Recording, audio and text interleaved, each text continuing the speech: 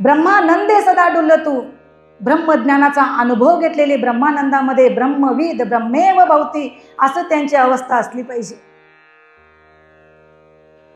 आणि काय सांगितलं,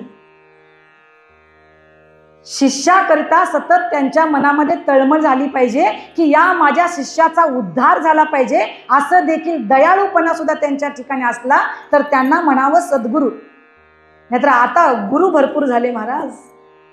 मंत्र तंत्र उपदेशिते, घरोघरी गुरु आईते, जो भेटवी सद्वस्तु ते, श्रीकृष्ण त्यासी सद्गुरु माने. स्वतः भगवंतांनी भागवतामध्ये सद्गुरूंची व्याख्या सांगितली. कुणाला सद्गुरू म्हणावं, जो त्याचं आपल्याला भेट घालून देतो ना, म्हणजे मीच ब्रह्म आहे याचा अनुभव जो करून देतो ना, त्याला सद्गुरू म्हणा. नाहीतर घरोघरी गुरु आहेतच म्हणे, मंत्र तंत्र